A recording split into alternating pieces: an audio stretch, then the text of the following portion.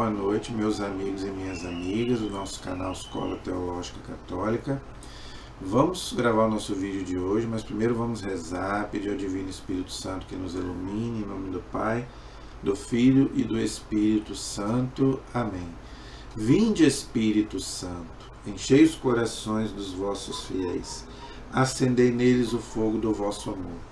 Enviai, Senhor, o teu Santo Espírito, e tudo será criado, e renovareis a face da terra. Oremos, ó Deus, que instruíste os corações dos vossos fiéis, com a luz do Espírito Santo, fazei que apreciemos retamente todas as coisas, segundo o mesmo Espírito, e gozemos sempre da sua consolação. Por Cristo Senhor nosso. Amém. Que a Virgem Santíssima, Mãe de Deus e Mãe da Igreja, interceda por nós. Ave Maria, cheia de graça, o Senhor é convosco. Bendita sois vós entre as mulheres, e bendito é o fruto do vosso ventre, Jesus. Santa Maria, Mãe de Deus, rogai por nós, pecadores, agora e na hora de nossa morte. Amém. Glória ao Pai, ao Filho e ao Espírito Santo, como era no princípio, agora e sempre. Amém. Nossa Senhora Aparecida, rogai por nós. São José, rogai por nós. Santo anjo do Senhor, meu zeloso e guardador, se a ti me confiou a piedade divina, sempre me rege, me guarde, me governe e me ilumine. Amém. Em nome do Pai, do Filho e do Espírito Santo. Amém. Então, gente, primeiro a gente tem que rezar, pedir a Deus que nos proteja de todos os males. Nosso anjo da guarda, se encomende ao seu anjo da guarda. Todos nós temos um anjo da guarda, não é? Então, ensine o seu filho a rezar para o anjo de guarda, né, para que nos proteja de todo o mal, gente. Porque, né, principalmente a gente que trabalha, né, na igreja, né, com as coisas de Deus, nós somos muito visados pelo inimigo. Não é? Inveja, não é? O inimigo não quer que essas coisas aconteçam, não. Ele vai fazer de tudo para te derrubar. Não é? Então vamos em frente. Depois que eu comecei esse canal, né, eu estou numa batalha espiritual muito grande. O inimigo está fazendo de tudo para me derrubar, mas ele não vai conseguir. Então, rezem para que o nosso anjo da guarda, São Miguel Arcanjo lá, né, que derrotou o diabo lá no livro do Apocalipse 12:7, interceda por nós. São Miguel, São Gabriel, São Rafael, todos os anjos de Deus, que nos protejam contra todo o mal. Porque a Bíblia diz que o demônio fica ao redor buscando a quem devorar. Mas nós temos os nossos anjos da guarda que nos protegem. Então, reze para que, né, o nosso anjo da guarda nos proteja de todos os males do corpo e da alma. Amém? Então, gente, antes de gravar o nosso vídeo de hoje, vamos pedir, né, a Deus que nos ilumine, e peço a vocês que se inscrevam no canal, tá? Então, me ajude aí a compartilhar, tá, gente? Me ajude aí a divulgar este canal, tá? Por favor, que outras pessoas possam ter acesso a esse canal de evangelização e estudo da Palavra de Deus, que não é fácil, do Antigo Testamento. Estamos estudando o livro dos Reis. Terminamos o primeiro livro dos Reis, agora estamos estudando o segundo livro. Terminamos na aula passada sobre o profeta Elias, que foi arrebatado, claro que isso é simbólico, expliquei na aula passada. Esse arrebatamento de Elias, né, não foi um arrebatamento ao pé da letra. Ninguém foi para o céu antes de Jesus, né? O céu estava fechado, tá? Mas para exaltar a figura de Elias, a Bíblia diz que ele foi arrebatado, foi para junto de Deus. Então, quando Jesus foi para o céu, ele foi junto. A igreja considera Elias santo. Então, nós vimos na aula passada que Elias, né, morreu, mas ele deixou um sucessor, o profeta Eliseu, que é considerado o segundo maior profeta do Antigo Testamento, depois de Elias. Não é? Então hoje nós vamos ver o começo do ministério de Eliseu como profeta. O profeta é aquele que fala em nome de Deus. E Deus vai usar Eliseu para fazer grandes milagres, nós vamos ver hoje. Claro que Deus é quem faz, mas o profeta é um instrumento. E hoje para nós são os santos. Tem gente que fala aí que os santos, né, não intercedem por nós, mas intercedem sim. Assim como Eliseu lá no Antigo Testamento, Deus usou Eliseu, entre aspas, para fazer muitos milagres, Deus usa muitos santos na história da igreja nesses 2000 anos para fazer muitos milagres. Claro que não é o santo que faz, é Deus. Mas o santo pede, intercede. E, inclusive a igreja exige para canonizar 2 milagres, que tem que ser comprovado pela ciência, não é nem pela igreja. A ciência que atesta que o milagre, gente, é uma coisa sobrenatural, que ninguém explica. Então a igreja exige para canonizar um santo 2 milagres. Que a ciência analisa, os médicos analisam e diz que isso não tem explicação. Se não tem explicação, é milagre. É uma coisa que Deus age, o milagre é uma coisa que é acima da própria natureza. Tá? É uma coisa sobrenatural. Né? Então aí sim a igreja considera milagre. Ok? Então vamos abrir aí a nossa Bíblia. Tá? A Bíblia de Jerusalém. Nós vimos na aula passada o capítulo 2, que foi o final da vida de Elias, não é? E o começo do ministério de Eliseu. Hoje, tá? Nós vamos começar no capítulo 3. Antes da gente falar do profeta Eliseu, o capítulo 3, ele vai falar aí daquelas guerras que tem muito no Antigo Testamento, entre o Israel e os pagãos. Aí no caso, contra os moabitas. Quem são os moabitas? São pagãos, tá? Inclusive lá no livro de Ruth, que nós já estudamos, Ruth era moabita, só que Ruth ela se converteu ao judaísmo, vamos dizer assim, mas ela era moabita, tá? Então os povos, né, eram pagãos, idólatras, e guerreavam muito com Israel no Antigo Testamento. Então aí no capítulo 3 fala do rei Jorão, que reinou, que era filho do rei Acabe, que foi aquele rei muito ruim que nós já vimos lá nas aulas anteriores.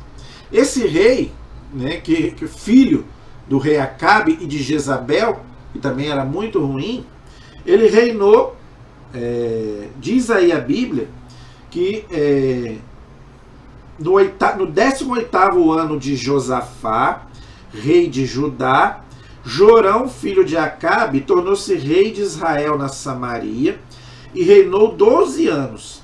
Fez o mal aos olhos do Senhor, ou seja, praticou idolatria, não é? Coisa que Deus punia severamente. Não, porém, como seu pai e sua mãe, ou seja, Acabe e Jezabel, ok? Pois derrubou os Baal, que era um deus pagão, um ídolo, não é? Que seu pai tinha feito, uma imagem, né, de um deus, de um ídolo, de um falso deus. Ele tinha, né, quebrado. Mas continuou apegado aos pecados de Jeroboão e fez Israel cometer, e deles não se apartou. Então, né, Jeroboão também cometeu idolatria também. Então, ele, apesar de não ter prestado culto a Baal, ele prestou culto a outros deuses também, que eram ídolos pagãos, ok? O rei de Moabe era criador de gado e pagava aos reis de Israel 100.000 cordeiros e carneiros com seu lã. Mas quando morreu Acabe, o rei de Moabe, revoltou-se contra o rei de Israel. Aquelas guerras, não é, que existiam lá entre os pagãos e Israel. Naquele tempo, o rei Jorão saiu da Samaria e passou a revista a todo Israel. Depois mandou dizer a Josafá, o rei de Judá. Lembrando, gente, que as tribos estavam divididas entre norte e sul. Tá? Capital do norte, Samaria. Capital do sul, Jerusalém. No sul reinava Josafá. No norte, Jorão, filho de Acabe. Ok? O rei de Moabe revoltou-se contra mim. Quereis vir comigo para combater contra Moabe? Ele respondeu: irei, a batalha será a mesma para mim como para ti, para meu povo como para teu povo, para meus cavalos como para os teus. E perguntou: por qual caminho subiremos? E o outro respondeu: pelo caminho do deserto de Edom. O rei de Israel e o rei de Judá e o rei de Edom partiram. Depois de darem uma volta de 7 dias de marcha, faltou água para o exército e para os animais que o seguiam. o rei de Israel exclamou: ai de nós, o Senhor reuniu-nos, os 3 reis, para entregar-nos nas mãos de Moabe. Mas o rei de Judá disse: acaso não existe aqui um profeta do Senhor, para podermos consultar o Senhor por seu intermédio? Então Josafá era temente a Deus. Josafá não era idólatra. Então ele falou: se tiver um profeta aqui para a gente consultar para ver o que Deus vai dizer. Então Josafá não era idólatra. Tá? Então um dos servos do rei de Israel respondeu: está aqui Eliseu, filho de Safate, que derramava água nas mãos de Elias. Então Josafá disse: a palavra do Senhor está com ele. Desceram, pois, até ele o rei de Israel, Josafá e o rei de Edom. Mas Eliseu disse ao rei de Israel: que tenho eu a ver contigo? Vai procurar os profetas de teu pai e os profetas de tua mãe, né? Ou seja, Acabe e Jezabel, que eram, né, pagãos, idólatras. Né? O rei de Israel respondeu-lhe: não, é que o Senhor reuniu-nos, os 3 reis, para entregarmos nas mãos de Moabe. Eliseu respondeu: pela vida do Senhor dos exércitos, a quem eu sirvo, se não fossem atenção a Josafá, olha só, se não fossem atenção a Josafá, rei de Judá, eu não te daria atenção, nem sequer olharia para ti. No entanto, trazei-me agora um músico.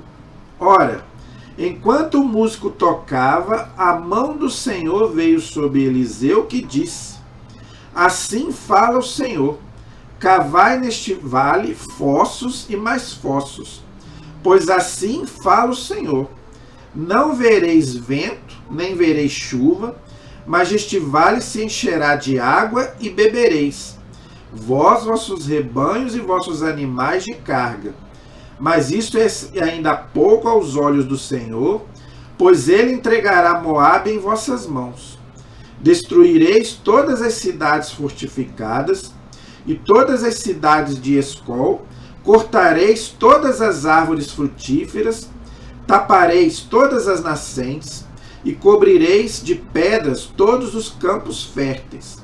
E aconteceu que na manhã seguinte, na hora da apresentação da oferenda, eis que veio água da direção de Edom e da região ficou alagada. Então, gente, tudo aquilo que o profeta Eliseu falou aconteceu.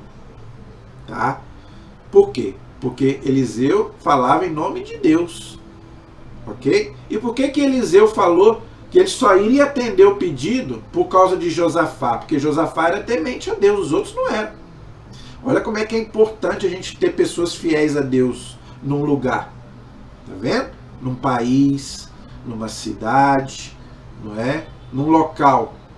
É bom sempre ter uma pessoa de Deus. Por quê? Porque se tem uma pessoa de Deus, a graça acontece. Se tem uma pessoa que é temente a Deus ali, por exemplo, num avião, não é? Por que é bom ter uma pessoa de Deus ali? Para fazer uma oração, para o avião não cair. Num ônibus, para fazer uma oração, para aquele ônibus não bater. Não é? Muitas vezes Deus... Por que Deus livra muitos acidentes? Porque tem uma pessoa de Deus ali rezando. Por que a gente vai em Aparecida do Norte e a gente vai rezando? Para que nada de mal aconteça. Né? Então, gente, sempre é bom ter um homem de Deus, né? E que seja temente a Deus, seja fiel a Deus. E Deus vai atender as preces. Agora, se tiver ali só pessoas ali que não estão nem aí para Deus, porque eu conheço pessoas, gente, que não faz nenhuma oração, vai para trabalhar, não faz nenhuma oração. Não, gente, a gente tem que estar sempre com o pensamento em Deus. Tudo que você for fazer, coloque Deus na frente. Vai sair de casa? Reze. Vai trabalhar? Reze. Não é? Tudo. Por isso que quando eu começo aqui, eu sempre começo rezando. Porque, gente, se Deus não estiver na frente, nada dá certo. Sozinho, gente, a gente não consegue nada, nós não somos nada. Somos pó. Agora, com Deus nós conseguimos. Com Deus a gente vence. Bota Deus na frente. São Paulo disse: em tudo dai graças. Tudo que você for fazer, por palavras ou obras, Dai graças a Deus, né? E tudo vai sair bem. Entendeu? Então aqui Deus atendeu por causa do profeta. Porque tinha gente temente a Deus. E tudo aquilo que Deus promete, Ele cumpre. Tudo aquilo que Deus fala, acontece. Tá? Olha a importância também da música. Ele pediu um músico. Davi também era músico. A gente viu lá na época de Davi. A importância da música, principalmente na liturgia. A música, gente, é uma coisa muito importante. A música pode te levar para Deus, mas também pode te afastar de Deus. Por isso que é bom você escutar uma música e tem a letra. O que é importante na música? É a letra. Tem muitas músicas lindas e maravilhosas, mas tem muita música que não presta. Ah, eu posso ouvir música secular? Pode, se for uma música que presta. Tem uma letra que presta. Tem muita música que adora o demônio. Ah, eu gosto de música em inglês. Você tem que saber a tradução da música. Você que trabalha com música, você que é músico, você tem que procurar ver o que a letra está dizendo. Se tem algum erro na música, um erro teológico, aí você não deve cantar essa música. Tá? Então, escute músicas boas, músicas que te edificam.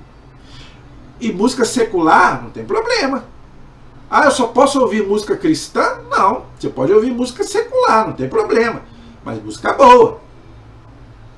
Tem muita música secular maravilhosa, gente. Não é? Principalmente as músicas antigas. As de hoje não prestam. A maioria não presta, mas as de antigamente são lindas. As músicas do Roberto Carlos, eu particularmente sou fã do Roberto Carlos. Né? Principalmente as músicas antigas do Roberto Carlos são lindas. Tá? Então, dependendo da música, você pode ouvir, não tem problema nenhum. Agora, você tem que ter discernimento. Agora, as músicas cristãs religiosas, na missa, tem que ser uma música apropriada para a liturgia. Né? Música protestante, tem muita música protestante boa. Mas na missa, não pode tocar música protestante, porque a missa tem que ser de acordo, a música tem que estar de acordo com a liturgia. E você não vai ver música protestante, por exemplo, a Maria, aos santos, aos anjos, você não vai ver. E até mesmo as músicas que são a Jesus, pode ter algum erro teológico. Eu já falei sobre isso aqui. Tem uma música protestante que é linda, eu particularmente gosto, mas não pode cantar na liturgia. Por exemplo, aquela do Regis Danese, entra na minha casa, entra na minha vida. É linda aquela música, eu gosto daquela música. Mas na liturgia não pode cantar, porque ela tem um erro teológico grave. Quando ele fala, quero amar somente a ti, quer dizer, somente a Deus. E o próximo? Eu tenho que amar a Deus, eu tenho que amar o próximo. Então a música é linda, mas tem um erro teológico ali. Então na liturgia não pode, mas em casa eu posso ouvir, não tem problema. Apesar desse pequeno erro teológico. Tá? Mas tem músicas lindas e maravilhosas, gente. Coisa de louco. Tem músicas católicas belíssimas. Né? Essa música que fizeram agora há pouco tempo, agora Terra Seca, é uma música que, meu Deus do céu, é uma coisa linda. Não é? É uma música linda. Então quer dizer, gente, podemos escutar, não tem problema nenhum. Agora temos que ter discernimento, tem que ter cuidado. Né? Porque tem muita música também que louvor ao demônio. Assim como tem músicas que louvam a Deus, tem músicas que louvam o demônio. E você não está nem sabendo. Não é? Principalmente rock, essas músicas internacionais. Então procura ler a letra. Às vezes você está cantando uma música e você não sabe o que está falando. Até música secular você tem que ter cuidado. Não é? Essas músicas aí de axé, cuidado com essas músicas.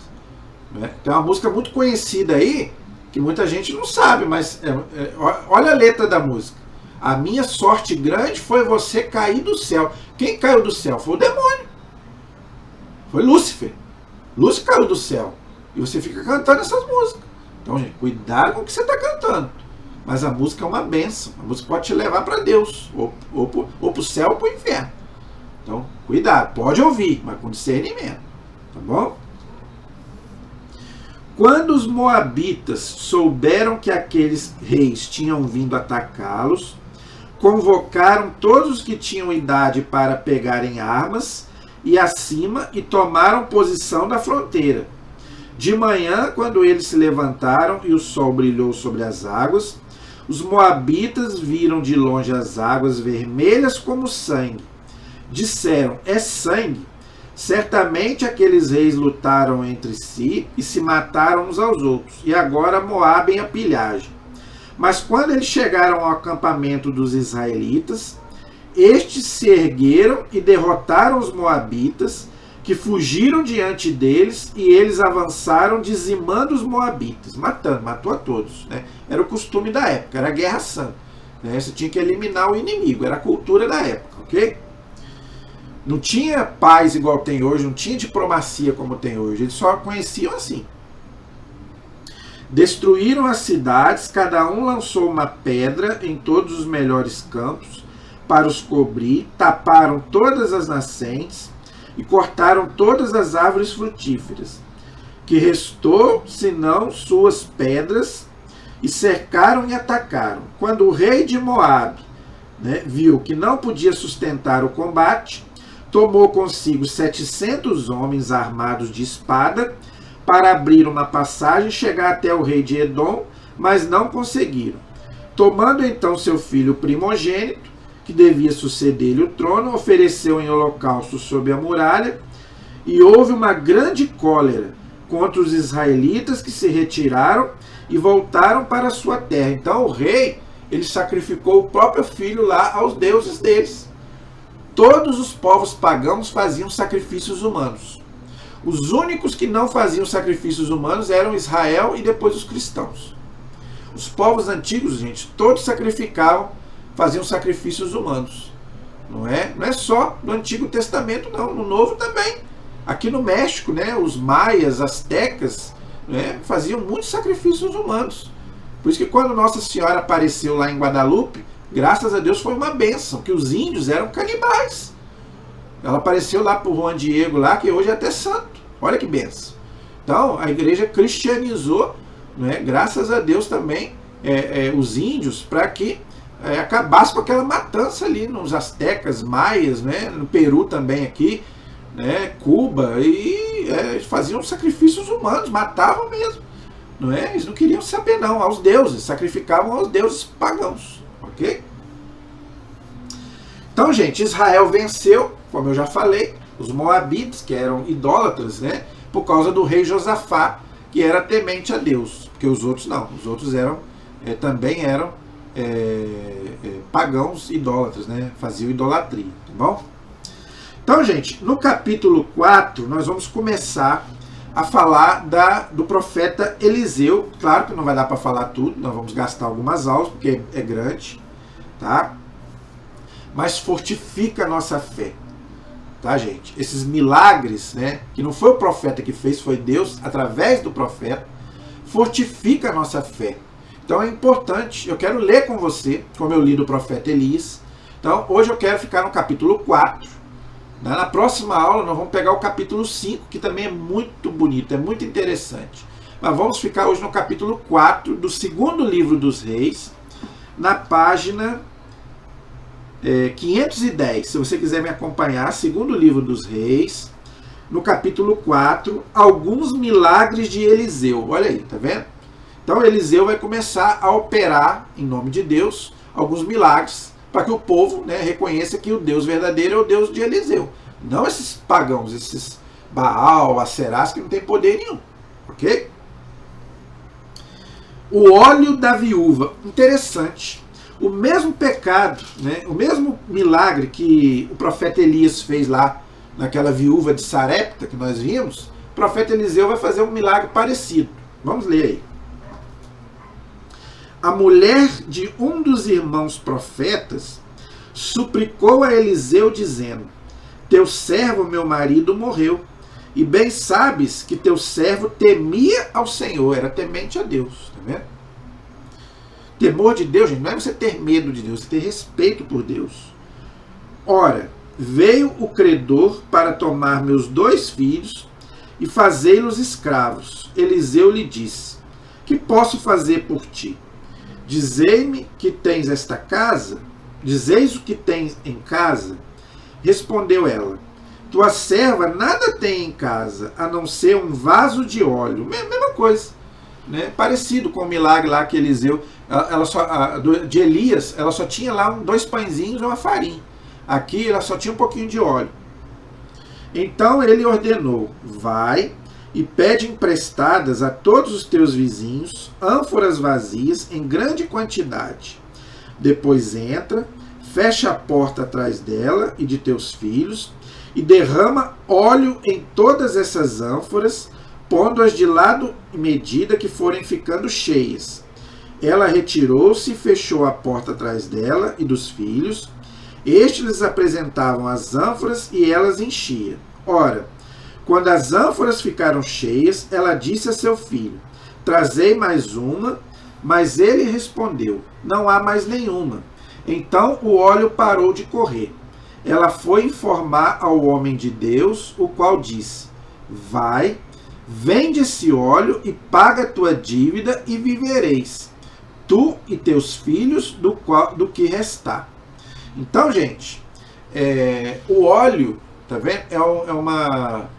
É uma simbologia que a igreja usa no Novo Testamento para usar os sacramentos. Olha aí, tá? A igreja usa o óleo em 3 sacramentos, tá? No sacramento do batismo, ela bota óleo no peito da criança, você pode reparar. No crisma, na testa, tá? Aliás, 4 sacramentos usa óleo. 4, eu falei 3, 4. Batismo, a igreja bota o óleo no peito da criança. Crisma, o bispo bota o óleo na testa do crismando. Unção dos enfermos, o padre também derrama óleo na testa ou nas mãos, né, do enfermo, né, que está correndo risco, perigo de morte. E no sacramento da ordem, quando o padre ele é ordenado, ele é ungido pelo bispo com óleo. As mãos dele são ungidas com óleo para abençoar, ministrar os sacramentos, não é? Abençoar o povo, né, da bênção, os sacramentais, casa, carro. Por isso que é importante você chamar o padre para abençoar a sua casa, seu carro. As mãos dele são ungidas com óleo para isso, para ministrar os outros sacramentos, não é? E agora eu esqueci as outras funções, mas usa o óleo. Então, olha aí, então o óleo já era usado lá desde o Antigo Testamento. É uma simbologia, tá? Isso aí, gente, são sacramentais que Deus usa para operar os seus milagres. Olha aí, no Antigo Testamento já era assim. E a igreja pegou, não é, a água, o sal, o óleo, né, tudo figuras do Antigo Testamento para realizar os sacramentos, ok? Então, continuando aí. Certo dia, Eliseu passava por Sunã e uma mulher rica que lá morava o convidou para uma refeição. Olha só, o profeta, gente, ele simbolizava aí o próprio Messias. Esse mesmo milagre que Eliseu vai fazer é parecidíssimo com o que Jesus fez lá com a viúva. Está lá em Lucas capítulo 11. Aquela viúva que perdeu aquele filho e Jesus ressuscitou aquele filho da viúva. Está lá em Lucas 11. Aqui é praticamente o mesmo milagre. Tá? Então Eliseu era uma prefiguração do Messias, como era o profeta Elias, não é? Os profetas do Antigo Testamento. Ok? Então, assim como Jesus também vivia numa refeição, os profetas também viviam no meio ali. Olha como é que a refeição é sagrada. Tá? Então, na hora da comida, gente, é uma coisa sagrada. Ensine os seus filhos. Na hora da comida não é hora de ficar no celular, é hora de respeito, é hora de silêncio, é hora que Deus está presente. Agradeça, faça uma oração, ou antes ou depois. Eu gosto de fazer depois, tem gente que faz antes, não tem problema. Eu gosto de fazer depois, agradecer a Deus, faço o sinal da cruz e agradeço a Deus pela comida. Para mim, peço para que não falte para ninguém, não peço só para você, não seja egoísta. A gente só pede para Ele. Não, Senhor, que não falte para mim nem para ninguém, para minha família nem para ninguém. O pão de cada dia, para todos. Não é? Então a comida é uma coisa sagrada, é uma refeição. E Deus está presente ali. Jesus sempre estava na refeição e os profetas sempre estavam na refeição. Ok?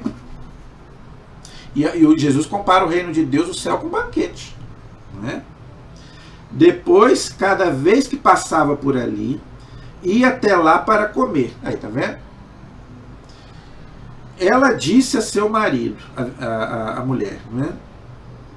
Olha, sei que és um santo homem de Deus, este que passa sempre por esta casa. Façamos para ele no terraço um quarto de tijolos com cama, mesa, cadeira e lâmpada. Quando vier à nossa casa, ele se acomodará lá. Passando um dia por ali, retirou-se ao quarto do terraço e se deitou. Disse a seu servo Giese: chama essa sunamita. Chamou e ela veio à sua presença. Eliseu prosseguiu. Dizei-lhe: tu nos trataste com todo respeito.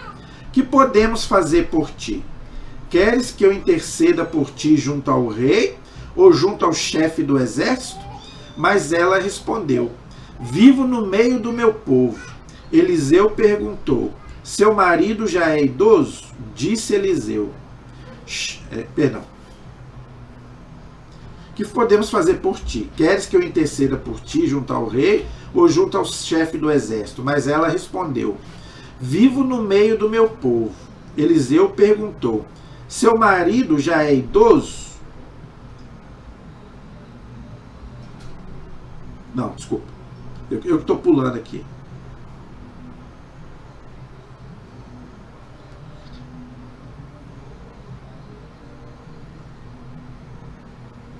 É isso mesmo. Seu marido já é idoso? Disse Eliseu: chamai-a. O servo a chamou, e ela terás um filho nos braços. Mas ela replicou: não, meu senhor, homem de Deus, não enganes a tua serva. E a mulher concebeu e deu à luz um filho na mesma época, no ano seguinte, que Eliseu lhe havia dito, porque ela já era uma mulher idosa, como Abraão. Abraão também não era idoso, não podia ter filho, mas Deus falou que ele teria um filho, e ele teve. Para Deus nada é impossível. Mas ela não acreditou, não é? Na palavra do profeta. Só que o profeta fala em nome de Deus. Quando o profeta fala, aquilo acontece, não é? Então, gente, para Deus nada é impossível. Você que é mulher, quer ter filhos, peça a Deus. Claro, gente, nós temos que fazer nossa parte.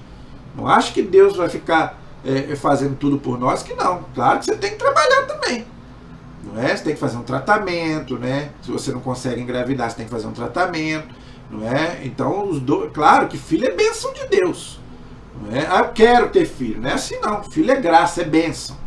Deus é quem dá, não é? Mas claro que você tem que cooperar com Deus, você tem que fazer a sua parte, não é? Então você faz a parte humana, que Deus faz a parte sobrenatural, mas tudo depende da vontade do Senhor. O menino cresceu. Certo dia foi ter com o pai junto dos ceifadores e disse a seu pai: ai minha cabeça, ai minha cabeça. E o pai ordenou a um dos servos: levai-o para junto da mãe dele.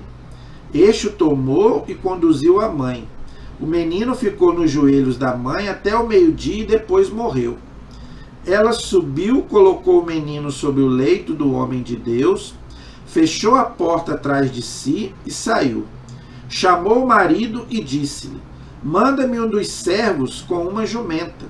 Vou depressa à casa do homem de Deus e volto. Perguntou ele: por que vais ter com ele hoje? Não é nem sábado. Mas ela respondeu: fica em paz. Mandou selar a jumenta e disse ao servo: conduze-me e vai adiante. Não me detenhas pelo caminho, a não ser que eu te ordene.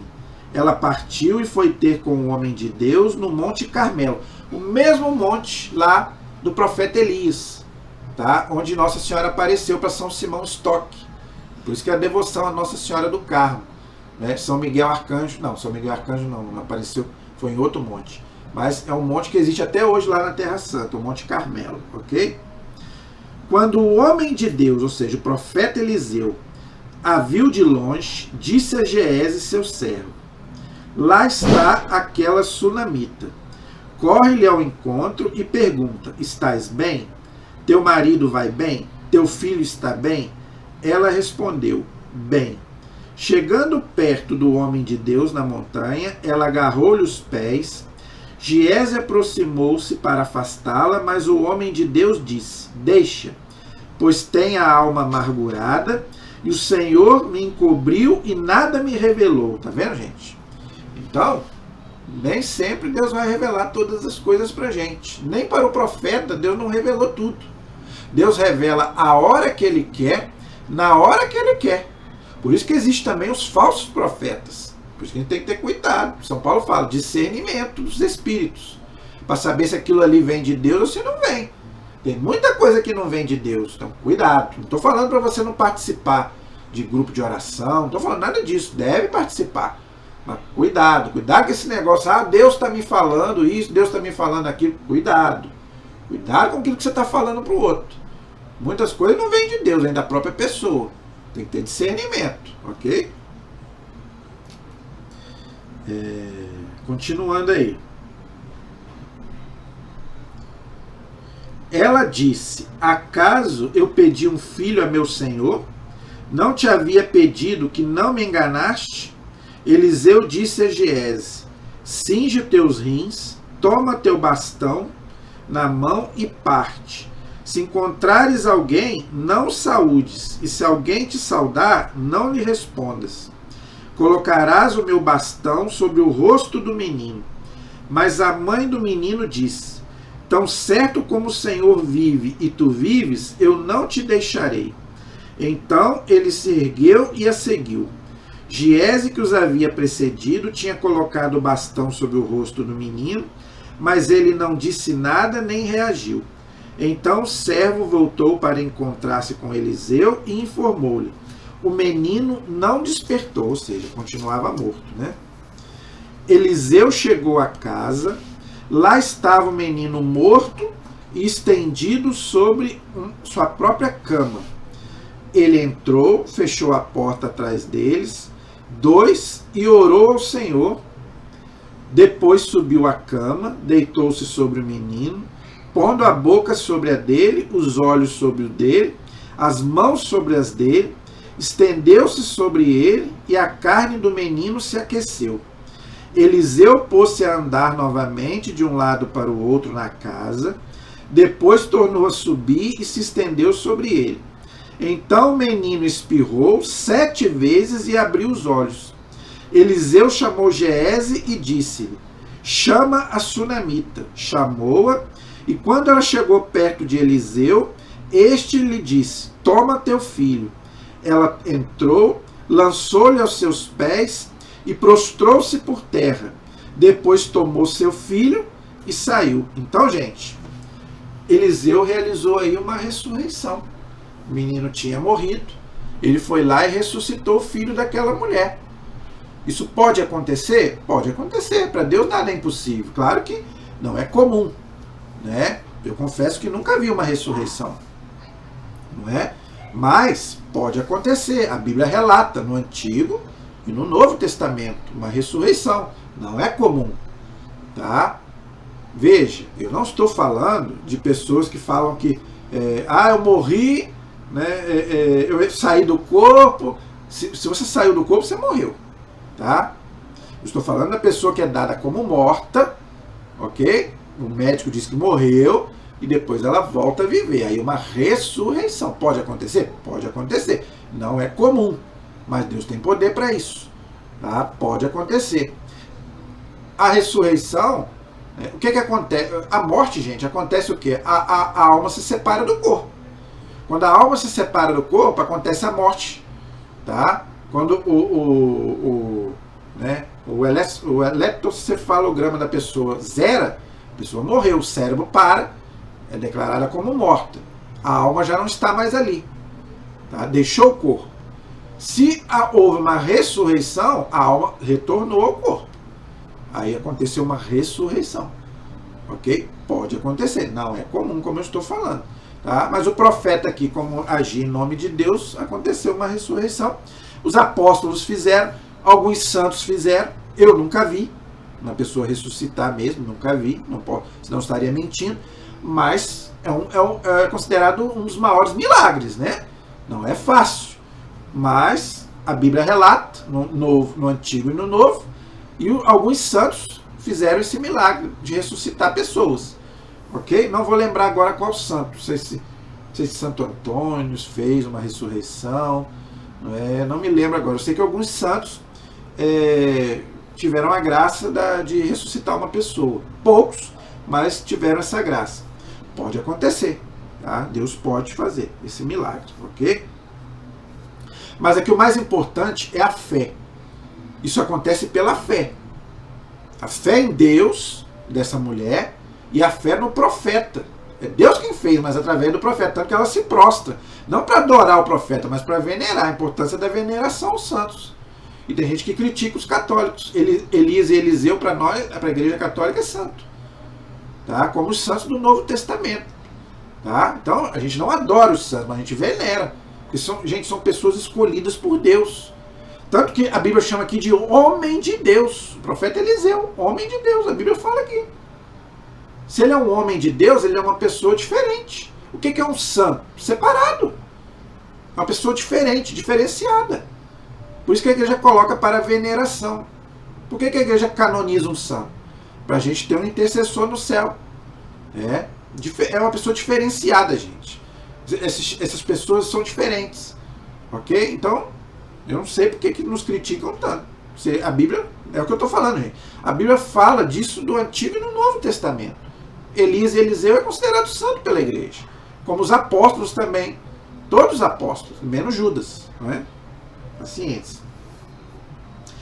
Eliseu voltou a Gilgal quando a fome reinava na região. Estando os irmãos profetas sentados à sua frente, ele disse a seu servo: põe a panela grande no fogo e prepara uma sopa para os irmãos profetas. Um deles saiu ao campo para apanhar verdura e encontrou videiras selvagens, colheu delas coloquímias, que era uma planta da época, enchendo o manto. Voltou e cortou-as em pedaços dentro da panela de sopa, sem saber o que era. Distribuíram aos homens para que comessem. Porém, logo que provaram da sopa, soltaram um grito: homem de Deus, a morte está na panela. Ou seja, a panela estava envenenada. Aquelas plantas ali eram venenosas, não é? E não puderam mais comer. Então Eliseu disse: trazei a farinha. Jogou farinha na panela e disse: serve aos homens para que comam. E já não havia mais nada de nocivo na panela. Aí eu pergunto a você teria coragem de comer? Será que você teria coragem de comer? A panela estava envenenada. Está escrito aqui, ó. A panela envenenada. A comida estava envenenada. O profeta jogou ali um pouco de farinha, fez uma oração, com certeza, e mandou eles comerem, que não ia acontecer nada, e não aconteceu. Você teria essa coragem? Tem uma passagem na Bíblia, no Novo Testamento, que Jesus fala isso. Se você beber um veneno mortal, não vai te acontecer nada. Isso quer dizer o quê? Que eu tenho que beber veneno? Não, claro que não. Não é isso. Por isso que eu estou falando. Não podemos interpretar as coisas ao pé da letra. Não é isso que Jesus está falando. Não é isso que Deus está falando. Quer dizer o quê? Tudo que você for comer, tudo que você for beber, é o que eu falei antes. Reze. Ah, macumba pega. Fizeram uma macumba para mim. Faça uma oração. Vai ser quebrada. Ah, mandaram aquela comida ali para minha casa, eu estou com medo de comer. Faça uma oração e come. Claro, gente, você não vai pegar lá um despacho lá e vai comer. Aí você está tentando a Deus. Isso aí nem eu faria. Não é por medo, mas isso aí eu estou tentando a Deus. Eu não vou pegar lá uma farofa lá, né, no despacho lá e vou comer. Igual o padre Quevedo falava que ia fazer. Não sei nem se fez, espero que não. Entendeu? Aí não, aí você está abusando. Aí você está brincando com Deus. Está tentando a Deus. E Deus fala: não tentarás o Senhor teu Deus. Agora, se você tem fé, não é? E manda alguma coisa lá para sua casa, e você acha, né? Ah, aquele vizinho lá é de outra religião, eu estou com medo de comer. Não tenha medo de comer. Faça uma oração, se tiver alguma coisa ali, vai sair. Ou se você não tem fé, peça um padre ou um diácono para vir aqui dar a bênção na sua comida. Mas você também pode fazer, isso você pode fazer. Você pode rezar para que Deus tire ali qualquer maldição daquela comida, daquela bebida. Entendeu? Não temos que temer nada. Agora, você teria coragem de comer o que o profeta fez aqui? 90% não teriam coragem. Aí você tem que acreditar em Deus, você tem que acreditar no profeta que está falando. Entendeu? Veio um homem de Baal e trouxe para o homem de Deus pão das primícias, 20 pães de cevada e trigo novo em seu alforje. Eliseu ordenou: oferece a esta gente para que coma. Mas seu servo respondeu: como hei de servir isso para 100 pessoas? Ele repetiu: oferece a esta gente para que coma, pois assim falou o Senhor. Comeram e ainda sobrará.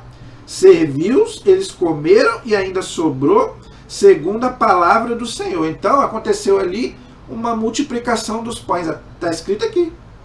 O mesmo milagre que Jesus fez lá várias vezes no Antigo Testamento, aconteceu aqui no Antigo Testamento. Tá? E tem gente aí, gente, falando que Jesus não fez milagre. Que aquele milagre lá foi uma partilha. O pessoal da teologia da libertação prega isso. Jesus não multiplicou os pães, foi uma partilha, foi milagre. Não só Jesus fez várias vezes, como aqui o profeta Eliseu também fez um milagre na multiplicação dos pães, que é uma prefiguração da Eucaristia. Esse pão aqui é a Eucaristia, que vai se transformar no corpo de Cristo. Entendeu? Então o catecismo da igreja diz bem claro o milagre da multiplicação dos pães. Lembrando que o Antigo Testamento é a prefiguração do Novo. Já falei isso aqui 1 milhão de vezes. Então, gente, não acredite nesse pessoal aí, até padres, né? Infelizmente a gente tem que falar, né? Tem muitos padres da teologia da libertação pregando hoje na igreja, falando que não houve multiplicação dos pães, houve uma partilha. Claro que não. Foi um milagre. Como é que Jesus ia partilhar 5 pães para uma multidão de gente? E ainda sobrou. Sem contar mulheres e crianças. Isso aí, gente, se a gente negar o milagre, a gente está negando a divindade de Jesus. Se a gente negar a divindade de Jesus, Jesus não é o Salvador. Se ele não é o Salvador, ele não pode me salvar, eu estou perdido. Mas não só Jesus, mas até no Antigo Testamento houve.